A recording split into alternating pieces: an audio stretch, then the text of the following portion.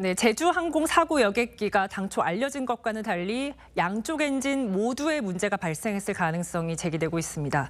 또 콘크리트 둔덕이 피해를 키웠다는 지적도 계속되고 있죠. 경제부 서영일 기자와 함께 얘기 나눠보겠습니다.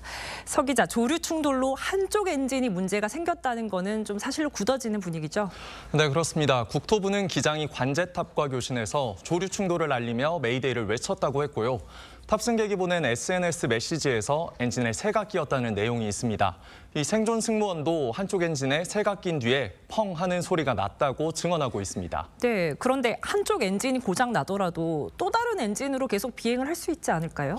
네, 맞습니다. 한쪽 엔진이 꺼지더라도 다른 쪽 엔진만으로 여객기는 정상 상태와 거의 비슷한 정도의 추력을 얻을 수 있습니다. 네. 이 상황에선 착륙을 위한 랜딩 기어나 속도를 줄이기 위한 플랩과 스피드 브레이크, 엔진 역추진 장치 등의 조작도 모두 가능합니다. 하지만 동체 착륙 당시 이 같은 장치들이 작동하지 않은 것으로 추정돼 엔진 양쪽이 문제가 모두 생겼던 것 아니냐는 관측이 제기되는 겁니다. 한쪽도 조류 충돌을 당했는지 아니면 결함이 있어서 작동을 안 한 건지는 규명해야 할 부분입니다. 네, 그렇다면 양쪽 엔진이 모두 꺼졌다고 볼 만한 어떤 구체적인 정황이 있을까요? 제가 전문가들의 이야기를 종합적으로 들었는데요. 하나같이 입을 모아 이야기하는 것이 조종사의 비상 착륙 과정입니다. 사고 비행기는 1차 착륙에 실패한 뒤 복행하겠다고 관제탑과 교신하면서 왼편으로 움직입니다. 하지만 활주로 반대 방향으로 곧바로 진입하는데요.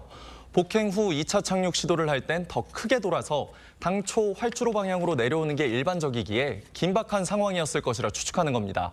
엔진이 모두 꺼져 선회할 출력이 나오지 않아 급격히 방향을 틀며 동체 착륙을 시도한 것 아니냐는 의문이 제기되는 겁니다. 네, 그러면 엔진이 모두 꺼지면 전원도 나가는 건가요? 엔진이 모두 꺼지면 발전기가 돌지 않아 주전원이 순간적으로 꺼지면서 조종관조차 움직이기 힘든 상황이 됩니다. 유압 시스템에 전원이 공급되지 않아서 랜딩 기어를 비롯한 제동 장치 등을 순간적으로 조작할 수 없게 되는데요. 이럴 때를 대비해서 조종사가 보조 동력 장치를 켜거나 이도 안 되면 배터리로 최소한의 장치에 전원을 공급할 수 있습니다. 다만 긴박한 상황에서 수동으로 이를 제어하기란 쉽지 않았을 것이란 게 중론이긴 합니다. 네, 그렇군요. 이제 로컬라이저, 그 착륙 유도 시설이 설치된 콘크리트 둔덕 얘기도 좀 나눠보겠습니다. 국토부는 계속 문제가 없다고 설명을 하는데 계속 이 문제가 있다는 지적이 계속 제기가 되고 있어요.